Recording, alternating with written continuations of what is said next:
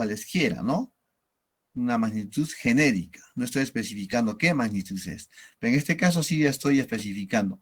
Dicha magnitud es pues la longitud o largo de mi lactosa. Entonces pongo longitud final, aquí está, igual a L más menos delta L. ¿De acuerdo? Estoy especificando, le repito, cuál es mi magnitud ya. Entonces, L es lo medido. Yo, por ejemplo, mido 37 centímetros, que en este caso está coincidiendo con el valor real, más menos el error instrumental delta L, que ya sabemos es 5 por 10 a la menos 2 centímetros. Tanto el valor medido como el error estimado deben estar en las mismas unidades, o deben tener las mismas unidades como estamos viendo por acá. Finalmente, ¿no? Yo puedo factorizar, por decirlo de alguna manera, las unidades y escribir dentro de paréntesis 37 más menos 5 por 10 a la menos 2 centímetros. Y fíjense, estamos cumpliendo con lo que hemos manifestado en la parte teórica. Todo cálculo, ¿no es cierto? Estamos calculando, si quieren, ¿no es cierto? De la longitud, va a estar acompañado del error estimado, ahí está 5 por 10 a la menos 2, y de las unidades respectivas. Entonces ya hemos aprendido a hallar el error de quién, de la reglita. Posteriormente lo vamos a hacer con el vernier, todo a su debido momento. En este caso solamente estamos hablando de la regla. ¿Ya? Entonces vamos por acá otra vez y les recalco, todo resultado experimental y o medida debe ir acompañado del valor estimado de la incertidumbre y de las unidades empleadas. Si no me ponen esto, pues este laboratorio está de más, ¿de acuerdo? Y lo que hemos visto, error instrumental para un instrumento analógico es la mitad de la mínima división, ¿cierto? Listo, ya hemos visto esos casos entonces. Los errores son sistemáticos y accidentales. Por ejemplo, dentro de los sistemáticos, pues podemos mencionar los errores que cometemos nosotros como experimentadores, ¿no? Ya sea por mala visión, mal pulso, etcétera, etcétera. O también por, de repente, errores en la fabricación, ¿no es cierto?, de los instrumentos, ¿no es cierto? Y los errores accidentales, pues son errores aquellos que no se pueden evitar, ¿ya? Y fíjense, acá tenemos medida directa también para n medidas, ¿no es cierto? Lo que les había explicado era, en nuestra diapositiva, era para una sola medida. ¿Sí? Es una sola medida. Con mi medida, solamente mi medida, una sola medida. ¿Ya? Pero en este caso ya está generalizando para n medidas. Vale decir, digamos, el grupo son 12, voy a tener pues n igual a 12. Medida de cada uno de ustedes. ¿De acuerdo? Igual, fíjense. Estamos viendo acá, el valor calculado o medido debe ir acompañado de ¿quién? Del valor medido más menos el error estimado. ¿De acuerdo? En este caso, como son n medidas, yo voy a tomar el promedio de esas n medidas, ¿cierto? El promedio de esas n medidas. ¿Cómo calculo ese promedio? Con esta ecuación. ¿De acuerdo? Ese promedio pues también se llama la media aritmética, ¿cierto? El error probable es sub p, ¿cierto? Que es el error estimado, lo estamos llamando el error más probable, se calcula con esta parte de aquí. ¿Cierto? Raíz cuadrada de quién, sumatoria de x menos x todo al cuadrado sobre n factor de n menos 1. Entonces, si son 12 del grupo, va a haber sumatoria 12 sumas, ¿no es cierto? Al cuadrado y lo divido entre 12 por 11. Saco la raíz cuadrada, ahí ya tengo el error probable. ¿De acuerdo? Muy bien, entonces el error o la incertidumbre relativa, ¿no es cierto? Es el cociente entre el error probable o más probable que hemos calculado por acá, entre el promedio que hemos calculado por aquí. ¿De acuerdo? Y el error o incertidumbre relativo porcentual es el error relativo multiplicado pues por 100, ¿no es cierto? Porcentual. ¿De acuerdo? Eso es todo para las medidas directas. ¿De acuerdo? ¿Y qué tendríamos para las medidas indirectas? ¿No es cierto? Hemos dicho que son medidas indirectas y todo. Entonces vamos a detener acá que Z está en función de ¿qué? De varias variables, ¿no? De X, Y, A, B hasta W. ¿De acuerdo? ¿Cómo calculo el error Z, delta Z, el error? ¿Cómo calculo? Con esta ecuación. Ese es el objetivo, pues, ¿no? Estimar o calcular los errores de las magnitudes que vayamos a utilizar o medir. ¿De acuerdo? Con esta ecuación. Pero de repente alguien está preguntando, ¿y qué es esa ecuación? Pues yo no entiendo. Está en base a derivadas, ¿no?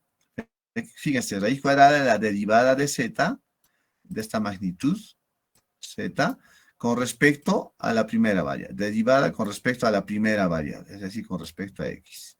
¿No es cierto? Delta x, todo esto al cuadrado. Más derivada parcial de z con respecto a la segunda variable, que es y. ¿De acuerdo? ¿Sí? Delta y, todo esto al cuadrado, así, hasta la última variable.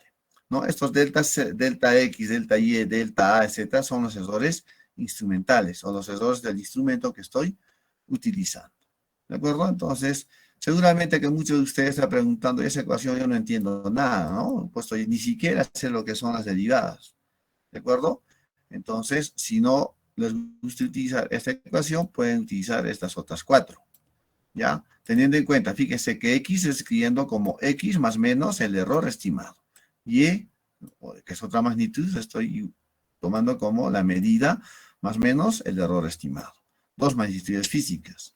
Y z es otra magnitud. Z es la suma de dos magnitudes. El error delta z va a ser esta ecuación, o voy a calcular con esta ecuación. Si z es la diferencia de estas dos magnitudes x menos y, el error la calculo con esta ecuación. ¿De acuerdo? Si z es el producto, el error lo calculo con esta ecuación. Y si z es el cociente, el error lo calculo con esta ecuación. Entonces, un ejemplito de esta parte para que se entienda, la parte práctica, aplicativa de esta parte, ¿no es cierto? Sería esta. Ahí está, ¿no es cierto? Lo he pegado de esa parte, esas cuatro ecuacioncitas. Y para efectos de que se me entienda, yo puedo calcular el área de un rectángulo, digamos. Área de un rectángulo es base por altura, ¿cierto? Base por altura. Entonces, fíjese que esto es el producto de dos magnitudes. Entonces, yo utilizo esta tercera ecuación, z igual a x por y. Haciendo la comparación, z vendría a ser el área, ¿cierto? ¿Sí? Con el ejemplito típico este. X vendría a ser, ¿quién? X vendría a ser la base y y vendría a ser la altura. Aquí está. X la base y y la altura. Entonces, delta x vendría a ser delta b, delta y vendría a ser delta h. Entonces, reemplazo estos valores en esta ecuación. Delta área, ¿cierto? Que es lo que necesito para poder hacer el cálculo respectivo, va a ser igual.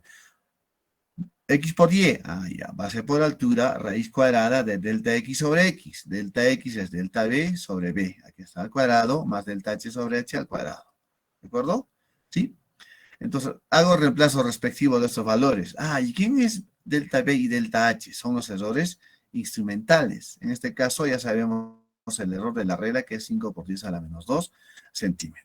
¿De acuerdo? Ya tengo delta b, delta h. B y h obviamente voy a medir. En este caso yo lo estoy dando como ejemplo para que se aplique pues esta ecuación. Bases igual a 5 centímetros, altura 2 centímetros, de tal forma que el área es igual a 10 centímetros cuadrados, ¿no? Ya tengo el área y delta área, calculo con esta ecuación, hago reemplazo respectivo de los valores y voy a tener delta área. Y puedo escribir el área final. Esto, el área calculado más o menos el error estimado. Esto para que se entienda cómo es que se aplican estas ecuaciones. Por ejemplo, si yo tengo, a ver, la densidad. Densidad es igual masa sobre volumen, ¿no es cierto? Es decir, la densidad está en función de quién. Está en función de la masa y del volumen. Entonces, ¿qué ecuación voy a utilizar? Utilizaré pues esta de acá, ¿no? Estoy en un cociente, masa sobre volumen, z igual a x sobre y. En este caso, z va a ser igual a la densidad, masa, en este caso va a ser igual a x, y volumen es igual a b. De tal forma que delta m, ¿no es cierto? Para nosotros va a ser igual a delta x, volumen y, ¿no? Delta m igual a delta x y el delta volumen va a ser al delta y, ¿no es cierto? Y hago el reemplazo respectivo, ¿no? Eso para fines de cómo saber utilizar las ecuaciones que se les está planteando, ¿ya? Muy bien, yo descarto esto, nos vamos a nuestra parte teórica, hasta ahí estamos bien, nos vamos al ajuste lineal, ¿no es cierto? Entonces es un modelo matemático, ¿no es cierto?, que sirve para ¿qué? Para aproximar la relación que existe entre y, que es la variable dependiente, y la variable independiente x. Es decir, y depende de x.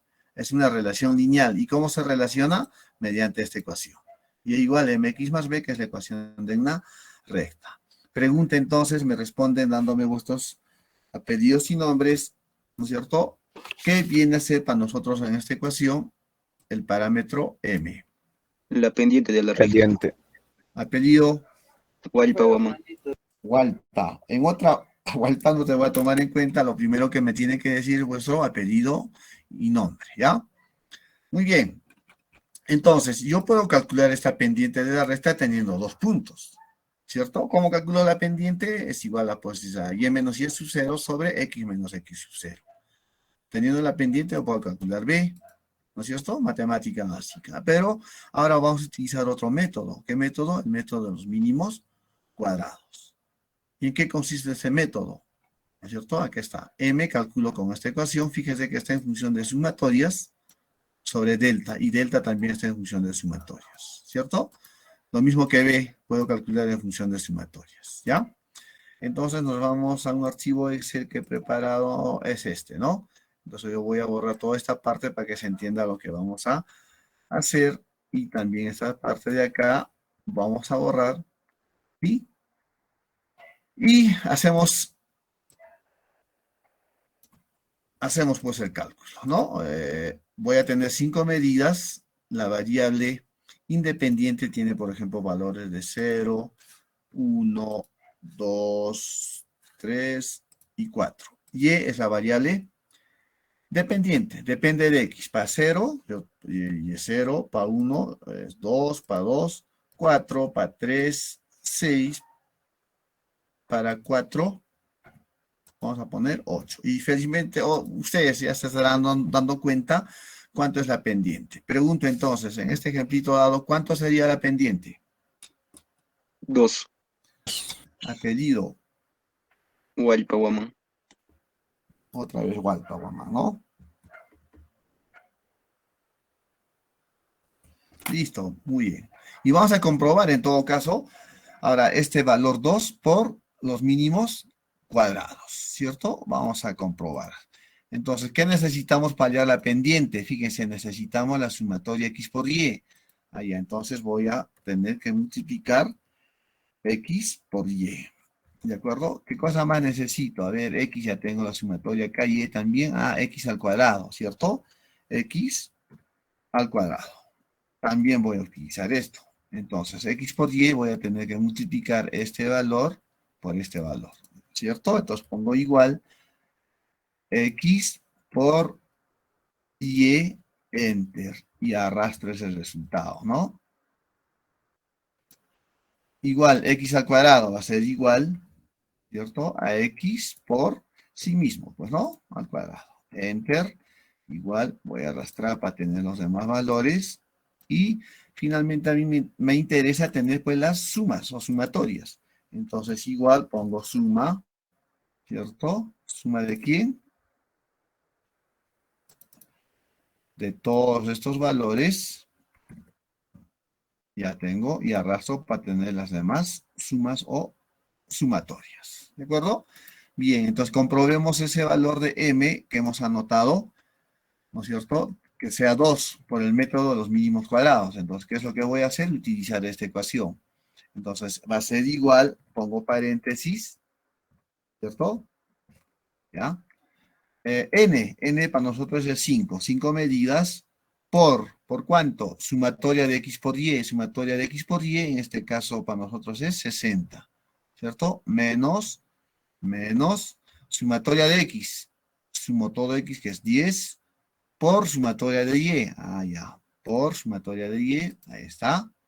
¿Cierto? Menos. No, ya está menos. Cierro paréntesis, entre. Ahora nos vamos al denominador. En el denominador, fíjense, es todo esto. ¿Sí? Paréntesis otra vez. Sería n, que es 5, por sumatoria de x al cuadrado. Está, por esta sumatoria. Menos, escribimos, menos sumatoria de x al cuadrado. Ya, sumatoria de x por esto mismo, ¿no? Al cuadrado. Cierro paréntesis, enter, y ahí está, pendiente 2. B, voy a poder calcular también, puesto que está en función de sumatorias, lo mismo que R. R para nosotros, ¿qué cosa es? es el coeficiente de correlación. ¿Cómo lo calculo? Con esta ecuación que también, fíjense, está en función de sumatorias. ¿De acuerdo? Entonces, ¿puedo calcular R? Sí, puedo calcular R también. No me impide nada, ¿cierto? Puedo calcular. Sumatoria de x por y ya tengo. Sumatoria de x, sumatoria de y, x al cuadrado también. Sumatoria de x al cuadrado también. Ah, me faltaría y al cuadrado. Necesitaría también, entonces, en este caso, y al cuadrado, ¿no? Y hago lo mismo, completo, hago la sumatoria, reemplazo y calculo R. ¿De acuerdo? Eso es para el ajuste lineal. Entonces debo tener la ecuación de una recta. ¿De acuerdo? Muy bien. Entonces, antes de hacer esto, yo quería compartir. ¿Y qué pasa, por ejemplo, si yo tengo una ecuación que no es lineal? ¿Cierto? Puedo tener una ecuación exponencial. ¿Sí? Y sigue dependiendo y depende de x. O una ecuación potencial, ¿no? Donde y también depende de x. Entonces, ¿cómo hago para utilizar mínimos cuadrados? No se olviden que mínimos cuadrados utilizo cuando la ecuación es una recta, ¿no es cierto? Por eso se llama ajuste lineal. Entonces, para linealizar esta ecuación, tomo logaritmo natural a ambos miembros, ¿de acuerdo? Logaritmo natural de y igual al logaritmo natural de todo esto. Por propiedad de logaritmos, todo esto sería logaritmo de a más b. Comparo con la ecuación de una recta. Estoy poniendo y asterisco igual m asterisco más b. Va a ser, ¿no es cierto?, el reemplazo respectivo. Entonces, y asterisco para mí va a ser logaritmo natural de y. X asterisco para mí, en este caso, sería igual a x, ¿cierto? Y b minúscula sería, pues, el logaritmo natural de a. Lo mismo hago con la ecuación potencial. Aplico ya logaritmos, ya no logaritmos naturales, sino logaritmos en base 10. Sería acá logaritmo de y por logaritmo de toda esa expresión. Por propiedad de logaritmos, esto sería igual a b logaritmo de x más logaritmo de a. Esto sería igual, o para comparar, escribo la ecuación de una recta, y asterisco igual m asterisco más b. Y asterisco para mí sería el logaritmo de y. M sería la pendiente, x asterisco sería el logaritmo de x y b minúscula sería el logaritmo de a. ¿De acuerdo? Entonces, así es como utilizo ya, fíjense, ¿no es cierto? Ya he linealizado esta ecuación utilizando logaritmos. Entonces, para nuestro caso, ¿no? Me voy a Excel, ya no necesito los valores de x y y, sino necesito los valores del logaritmo de x, necesito los valores del logaritmo de y, necesito el producto de x por y, el logaritmo de x, por ejemplo, por el logaritmo de y, etcétera, etcétera, y hago el reemplazo respectivo y es otra cosa esto, ¿no? Pero para que tengan una idea, ¿no es cierto?, de cómo es que se trabaja cuando tenemos ecuaciones que no son lineales. Muy bien, nos vamos entonces otra vez a nuestro laboratorio, nos hemos desviado un poco, nos vamos al montaje del experimento, ¿no es cierto?, que nos dice, realizaremos la experiencia de manera virtual, ¿cierto?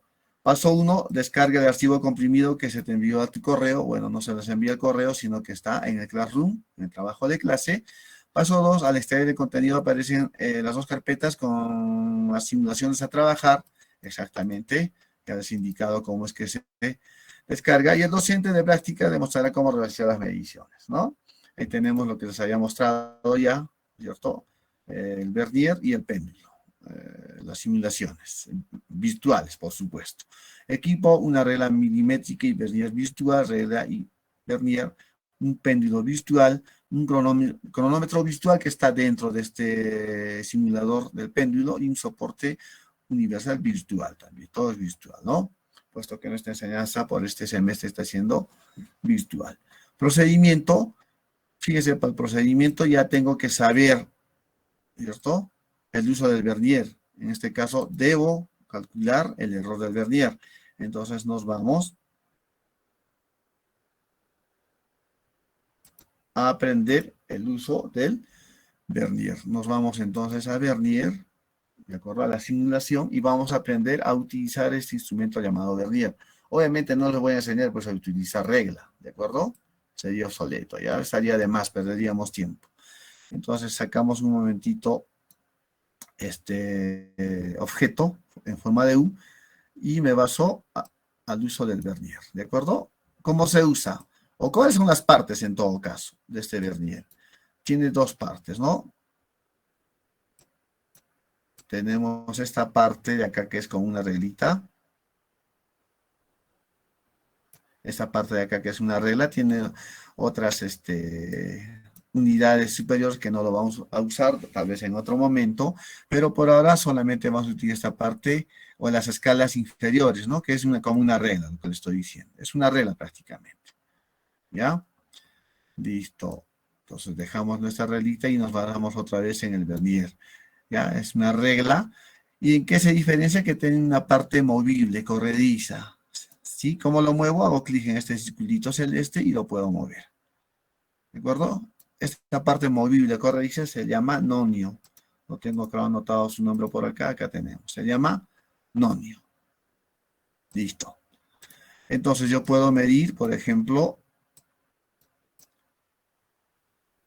el diámetro de este círculo. ¿Sí? Ahí estamos. Lo pongo en las clavijas, saco y hago la lectura respectiva. ¿Ya? Entonces, en cuanto al uso de este vernier, van a haber 3 casos típicos. Ya tomen nota o presten atención, por favor. Primer caso. Primer caso es que el cero del nonio, vale decir, este cerito de aquí, va a coincidir con una parte de la escala superior de la regla, ¿no es cierto? Es decir, de la regla. Por ejemplo, ¿a qué llamo coincidir? A esto, de que la escala del cero, esta rayita, coincide con la escala superior de la regla, ¿no? Coincidencia. Fíjense que se ve como una sola línea. A eso llamo coincidencia. ¿Cuánto sería mi medida entonces? 1, 2, 2.5 centímetros, que es el caso más sencillo, ¿no? El cero coincide. ¿De acuerdo? Bien. Hago preguntas, me dan su apellido y la medida que yo voy a indicar. Por favor. Ya, yo veo, por ejemplo, ahí la coincidencia. Apellido y medida. Hualpa Guamán, Ronnie. Listo, Walpa. Medida. 4,8. Muy bien, señor Walpa. Exactamente, 4,8. Y es el caso más sencillo, ¿no? Más fácil. Pero atención, ¿qué pasa? El segundo caso, si el cero no coincide. Por ejemplo, se puede dar este caso. Y agrando si quieren, ¿no? Un poquito esto. Fíjense que el cero está coincidiendo, no. Pero yo puedo ver coincidencia, por ejemplo, en el 7. ¿De acuerdo? ¿Cuál sería mi medida? 2,07. ¿Sí? 2,07. A ver, una explicadita más y vamos con las preguntas. A ver, por ejemplo, vaya no con 2, ¿no? Digamos por aquí. ¿Ya? Fíjense que el cero no coincide, pero yo veo coincidencia por dónde. A ver, ¿por dónde veo coincidencia acá? En el 7. ¿Ya? ¿Cuánto sería mi medida entonces? 4,47. Entonces, fíjense, cuando el cero coincide, tengo medidas con un decimal, es decir, hasta los decimales. Pero cuando coincide en una parte numerada que no sea el cero, ya tengo 2 decimales, ese que es el segundo caso. En este caso sería 4,123, 4,47. Ahí está la coincidencia. ¿Estamos de acuerdo? Ahora sí, preguntas, apellidos y vuestra medida. ¿Ya? Por ejemplo, yo tengo por ahí. Sí, no hay coincidencia del cero y yo veo la coincidencia, por ejemplo, acá en el 4. Apellido y medida. Mejía, Mejía, 2,84. 2,84. Perfecto, Mejía. Muy bien. Listo. Ese es el caso, el segundo caso, ¿no? Que tampoco no es nada difícil. Bien, vayamos al tercer caso, ¿no? Que no vamos a decir que es difícil, sino es un caso un poquito más complicado, pero no es nada difícil. Ya, vamos. ¿Qué pasa, por ejemplo, si yo tengo esto y la coincidencia ya no veo en ninguna parte numerada? Digamos, la coincidencia yo veo en esta parte no numerada. Acá. ¿Cuánto sería mi medida? 2,142. Pero no voy a poner, sino voy a poner 4. Ahorita les explico esto. Entonces sería mi medida 2,144 milésimas. Otro ejemplo. Ahí. Y yo veo mi coincidencia, por ejemplo, por aquí. Mi medida sería 3,646. ¿Se entiende? Miren, aquí está 3, esto no coma, este de 0 está pasando 3,6. Entonces sería 3,6. ¿A dónde está la coincidencia? Después del 4. Entonces 3,646. 3,646. Para que quede un poco más claro esto, nos vamos a esta partecita que yo he preparado, ya para que se entienda mucho mejor, ¿ya? Y anoto la coincidencia. Yo anoto la coincidencia por acá, fíjense, fíjense. ¿Ya? Entonces, ¿cuál va a ser mi medida en este caso? 3,10 y tantos o 10 y pocos. Yo no puedo decir eso, ¿no? Entonces va a ser 3,1. Aquí está el primer dígito decimal. 3,1. ¿Sí? La coincidencia está después del 3. Pongo 3,13. Ahí está, el 3. Y del 3, a partir del 3 cuento. 1, 2. Yo debería poner acá 2, pero no, le estoy multiplicando por 2. ¿Y por qué razón es esto?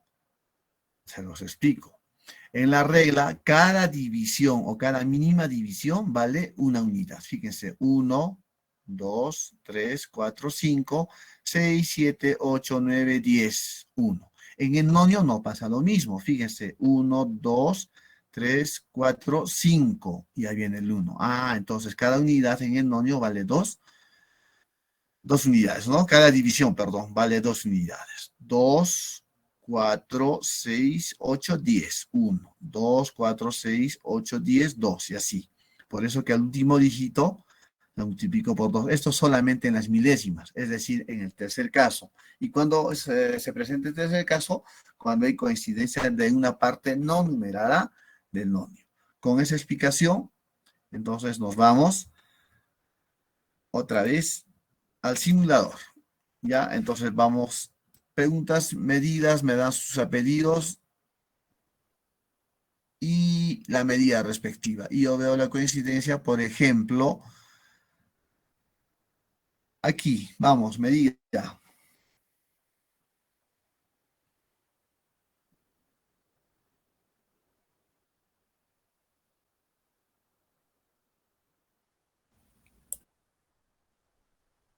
Alata aquí, Ronnie.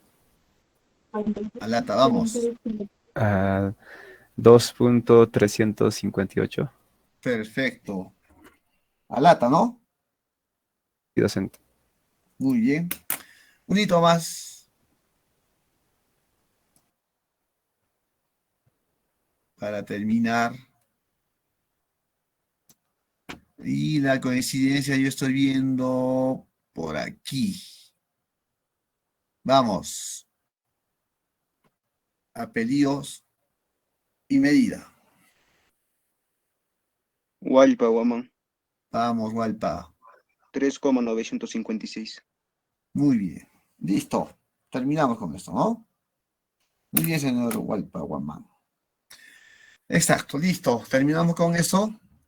Entonces, una vez que ya sabemos hacer las mediciones con el vernier, necesito saber pues cuál es la mínima división o la sensibilidad de ese instrumento, y sabiendo esa mínima división o sensibilidad, yo puedo calcular el error de este instrumento llamado vernier. Entonces, la mínima división, fíjese que lo puedo medir hasta las milésimas, ¿no? Entonces va a ser mínima división 0,002 centímetros. ¿Estamos? Ya está, ya. ¿Por qué no pongo 0,001? Ya hemos dicho. La mínima división en este caso vale 2 unidades, ¿cierto? Ahí está.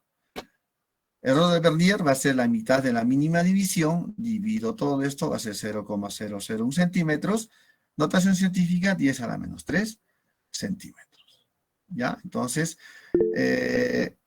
¿con qué instrumento voy a obtener medidas más exactas o precisas? Con el vernier, ¿cierto? Hasta las milésimas, fíjense. Yo puedo hacer esta medición con la regla, con esta porción de milésimos, no, ¿no es cierto? Ese instrumento entonces no es tan preciso como el vernier. Bien, ya sabemos entonces cuál es el error del vernier, ya hemos aprendido a obtener ese error, ¿no es cierto? Es 0,001 centímetros. Acá van a disculpar, por favor, las unidades están en mayúsculas, ¿sí? Deben ser minúsculas, y lo mismo que el error de la regla que también hemos calculado, y las unidades respectivas deben estar en centímetros en minúsculas. Un error de impresión, digamos, ¿no? Por llamarlo de alguna manera. Bien, ¿qué es lo que van a hacer? Usando la regla milimétrica, y el vernier mira todas las longitudes de la figura 1 en forma de U, ahí está en forma de U, que se encuentra visualmente. Todas las medidas deben tener su respectivo error, ¿no es cierto? Listo. Acá tenemos, toda esta parte es A, esta parte es B, esta parte es C, esta parte es D, E, F, G, H. Entonces fíjese que acá ya le está dando ayudín, ¿no es cierto? Ahí está dando la medida con el error estimado, o el error instrumental en este caso. Igual acá, con la regla han medido 5 y nos están dando el error instrumental, el error estimado. ¿Qué es lo que nos falta acá para seguir estrictamente lo que dice la teoría anteriormente mencionada? Las unidades respectivas. ¿De acuerdo? Acá vernier, acá pondrá pues centímetros, acá también centímetros. ¿Y cómo van a hacer esa medida? Nos vamos entonces a nuestro simulador. Ya no voy a utilizar este círculo, lo dejamos por ahí. ¿Y qué es lo que voy a hacer? Esto es A, ¿cierto? Este lado es A. ¿De acuerdo? Y alguien me dirá, ¿y cómo voy a medir, profe, si todo está, ¿no es cierto?, horizontalmente? Entonces hago clic en este puntito rojo y voy a rotar esta figura en forma de U. Listo. Pongo dentro de las clavijas. Esto lo acerco acá hasta que tope lo que queremos medir. Queremos medir A. Listo. Y hago la medida respectiva, ¿no? ¿Sí? Saco si quiero el aparato y hago mi medida. ¿De acuerdo? Muy bien. Lo mismo hago con B. Los voy a girar. Pongo dentro de las clavijas del vernier y hago la lectura respectiva. Listo. Ahí, si quieren, saco y hago la lectura respectiva. ¿Sí? Ya ustedes vean, ¿no? Por ejemplo, estoy viendo coincidencia por dónde. Aquí en 1, ¿no? ¿Sí? Ahora, yo porque estoy viendo en 1, no es porque yo sea el profesor y dice, el profesor tiene razón. No, ustedes pueden ver la coincidencia en otra parte, ¿cierto? Eso depende del experimentador. ¿De acuerdo? Y así completan la tabla. Miren, B, C, D, E, F, G, H. Y completan esa tablita. ¿Ya? Eso para la parte 1. Muy bien. Para la parte 2, error usando la estadística descriptiva, todos los integrantes del grupo midan el tiempo para 5 oscilaciones del péndulo que observará visualmente en la proyección del péndulo virtual. Para esto usen el botón del péndulo virtual parte 2. Fíjense, datos hasta 8 nos piden el tiempo para 5 oscilaciones y el periodo, que es igual a tiempo sobre n. Esto es decir, va a dividir este tiempo entre 8, porque son 8 datos solamente. Si quieren trabajar hasta 10, no hay problema, con tal que ustedes me indiquen. Entonces, ¿cómo hago esto? Me voy a mi otro simulador, ¿de acuerdo? ¿Sí? Y voy a utilizar pues esto, ¿no? ¿Sí? 5 oscilaciones, un vaivén, ¿cierto? Inicio y tomo el tiempo. 5 oscilaciones, no se olviden. 1, 2, 3, 4 y 5 y paro. 7,53. Me voy a mi tablita, anoto por acá, 7,53 segundos. Unidades, no se olviden, por favor. ¿Ya? Unidades. Si no me ponen unidades, ya resta vuestro puntaje, pues, el informe. Anoten 7,53. Si quieren acá ponen segundos, pues, ¿no? Entre paréntesis, mediden segundos. Y el periodo. ¿Periodo en qué? Ya, ustedes vean las unidades, ¿no? Tiempo sobre n. ¿Sí? Ahí está, el tiempo 7,53 entre 8 y ponen ese valor aquí. Siguiente dato, ¿no? Necesitamos 8 datos. Siguiente dato, me voy otra vez a mi simulador, voy a reiniciar y voy a medir el tiempo otra vez, ¿no es cierto? Medir el tiempo de 5 oscilaciones. Inicio 1, 2, 3, 4 y 5, y aprieto. 7,6, ¿no es cierto? A diferencia del otro que hemos anotado 7,53. Entonces me voy a mi tabla, anoto 7,6, ¿sí? Y el periodo 7,6 entre 8, y anoto ese valor. ¿Para cuántos datos? Para 8 datos, por favor. ¿Ya? Hacen eso por 8 datos. Listo. Ya tengo las dos tablas llenas. Datos experimentales, aumente la masa del péndulo simple, anote el resultado de 5 oscilaciones. ¿Qué van a hacer? Aumentar la masa del péndulo. Ah, ya, aumento la masita. Ah, la masa aumento. Pues acá, a ver, ¿qué es lo que pasa? Y otra vez mido las 5 oscilaciones. Perdón. Parar, oscilar, ¿ya? Iniciar 5 oscilaciones. 1, 2, 3, 4 y 5. Y anoto el tiempo. ¿De acuerdo? ¿Sí? Anoto el tiempo. Y explican, pues, que el tiempo es tanto, que es más, yo qué sé, de repente es más, de repente es menos, explican por qué, todo eso. Por eso aquí en esta parte dice, explique sus observaciones experimentales. Tienen que explicar el por qué es mayor o menor el tiempo. Lo mismo, aumenta la longitud de la cuerda y anote el resultado de 5 oscilaciones. En este caso ya no voy a aumentar la masa, sino el tamaño de la cuerda. Reinicio y otra vez 5 oscilaciones. 1, 2, 3, 4 y 5. Anoto ese valor y explico también. Tengo que explicar esas observaciones experimentales. ¿Qué es lo que pasa? ¿Por qué el tiempo es más o de repente es menos? Yo qué sé. Ustedes tienen que experimentar. Para eso son observaciones experimentales y tienen que anotar pues todos vuestros conocimientos de física, ¿no? Muy bien. Observaciones experimentales. Fíjense que todo esto tiene puntaje, ¿ah? Desde los datos que ustedes van a anotar, las observaciones experimentales, lo que va a tener mayor puntaje va a ser esto del análisis. Y me dice, calcule el área de la figura 1 con el vernier y la regla. Ah, fíjense, eso no se ha indicado, ¿no? No es solamente trabajar con el vernier, también hay que medir todo esto con la regla. ¿De acuerdo? ¿Sí? Hay que medir A, B, C con la regla. Muy bien. Entonces, ¿qué nos dice? Calcule el área de la figura 1 con el vernier y la regla usando la teoría de propagación de errores. Calcular el error probable, relativo y porcentual. ¿Cómo podría yo medir el área de esta figura irregular? Podría seccionar, ¿cierto? Acá atrás una línea horizontal, por acá también horizontal, ya tengo 3 restantes. Hago la suma y calculo el área. De eso se trata, ¿no? 2, usando la estadística descriptiva, calcula el tiempo total de promedio, ¿ah? Tiempo total promedio, y la incertidumbre de error de las 5 oscilaciones de la experiencia 2, mediciones directas. Tiempo, para el tiempo, entonces utilizo mediciones directas. ¿Cuántas mediciones? 8 medidas directas, entonces utilizo todo esto. Tiempo promedio, el error probable y escribo, ¿no? Tiempo igual a tiempo final igual a tiempo más menos delta tiempo.